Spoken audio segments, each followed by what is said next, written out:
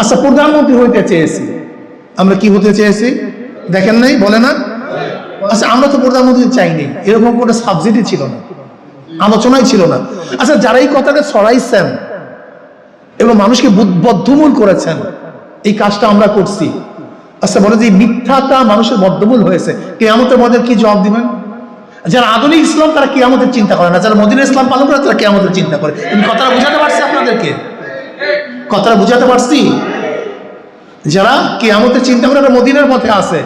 আচ্ছা, কিয়ামত টিয়ামত বাদ দাও, ওটা পরে দেখবো, আগে ঠগাও, আগে হারাও, আগে ধ্বংস করো। এটা আধুনিক ইসলাম, এটা পালন করতে পারবেন আপনি? আমরা তো পারবো না ভাই, এটা পারবো না তো। এটা কঠিন মাসালা, অনেক কঠিন। এর জন্য আমি আমার বন্ধুদেরকে বলবো, মদিনার ইসলাম মানেন। মদিনার ইসলামের মধ্যে কান্নাকাটি আছে, আধুনিক ইসলামের মধ্যে চোখে পানি নেই। মদিনার ইসলামের মধ্যে দরদ আছে, আল্লাহ তোমাকে পাইলাম না। আধুনিক ইসলামের মধ্যে আহুহ নাই, দরদ নাই। মদিনার ইসলামের সুন্নাত আছে, আধুনিক ইসলামের সুন্নাত নাই। মদিনার ইসলামের মধ্যে জাহান্নামের ভয় আছে, আধুনিক ইসলামের জাহান্নামের ভয় নেই। আমি কথাটা বুঝাতে পারি, কাজে আধুনিক ইসলাম মদিনার ইসলাম পার্থক্য আছে রে ভাই।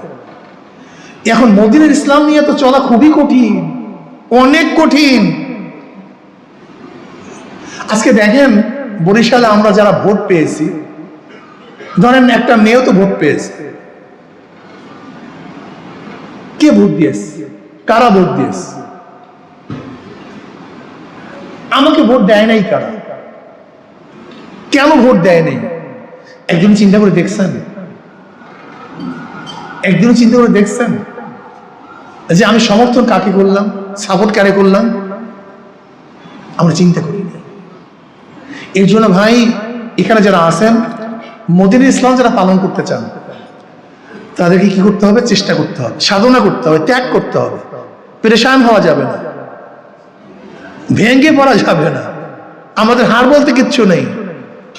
যেমন আমি বারবার বলি, যেমন এক ব্যক্তি জিহাদের মধ্যে শহীদ হয়ে গেছে, সে তো দুনিয়ার কোনো স্বাদ পাইল না, ক্ষমতা পাইল না, কিচ্ছুই পাইল না। সে কামিয়াব হয়েছে না ব্যর্থ হয়েছে?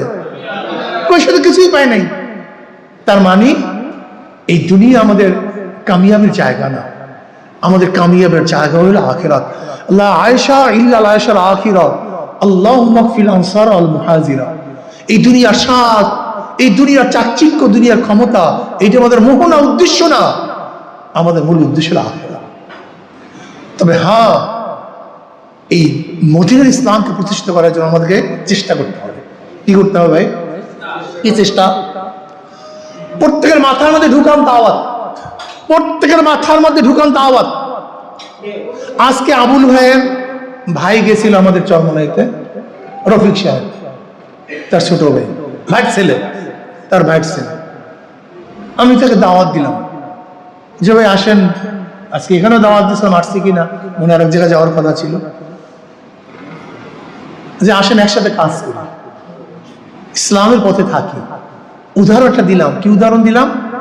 যে দেখেন, এক ডাকাত দল টিম গঠন করতেছে, সেখানে কোনো ব্যক্তি সেই টিমের মধ্যে সদস্য হিসাবে নাম লিখিয়েছে, কিন্তু ওই ব্যক্তি কোনোদিন ডাকাতি করে নেই। আচ্ছা, কোনোদিন যদি পুলিশের কাছে সেই লিস্টে যায়, সে অ্যারেস্ট হবে কি হবে না? কারণটা কি? ডাকাতের দলের মধ্যে তার নাম ছিল, যদিও সে ডাকাতি করে নাই, তালিকায় নাম ছিল।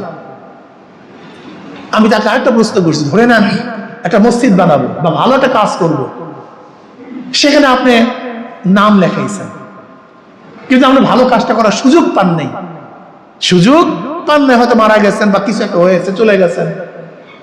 আচ্ছা বলেন তো, ভালো কাজটা যদি হয়ে যায়, কিয়ামতের ময়দানে আল্লাহ পাক যখন লিস্টটি বের করবেন, আর আপনার নাম যদি সেই লিস্টের মধ্যে থাকে, আপনি ন্যাক হবে কি হবে না? তাহলে অবশ্যই হবে। আমি বলি কেন? ভালো কাজের লিস্টে নাম ছিল। আমি বললাম দেখেন ভাই, কমপক্ষে এতটুকু কাজ করেন, ইসলামের লিস্টের মধ্যে নামটা উঠান, ইসলামের লিস্টের মধ্যে। আর কিছু পারেন অথবা নাই পারেন, ইসলামের লিস্টের মধ্যে নামটা উঠান, ডাকাতের লিস্টের মধ্যে নামটা উঠায়েন না।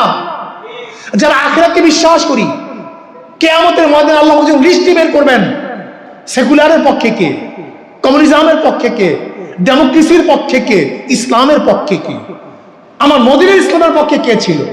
যখন আল্লাহ পাক লিস্টে বের করবেন, যদি সেই লিস্টের মধ্যে আমার নামটা থাকে, কি যুক্তি কি বলে, নাজাতের উসিলা হতে পারে কি পারে না? যেহেতু ভালো কাজে লিস্টের মধ্যে তো আমার নাম ছিল। কারণ হাদিসের মধ্যে আসছে নিয়াতুল মুমিনে খায়রুম মিন আমালিহি, মুমিনের নিয়াত তার আমলের চেয়েও দামি। এক ব্যক্তি ধরে নেন আজকে মাগরিবের নামাজ পড়ে নিয়াত করেছে, কিন্তু মাগরিবের নামাজ পড়তে পারি নাই। ওলামায়ে কেরাম কি বলেন? নামাজ পড়লে যে সওয়াব, সেই সওয়াব আমার হইবে কি হবে না? কারণ নিয়াত, আমার নিয়াত ভালো কাজের ছিল।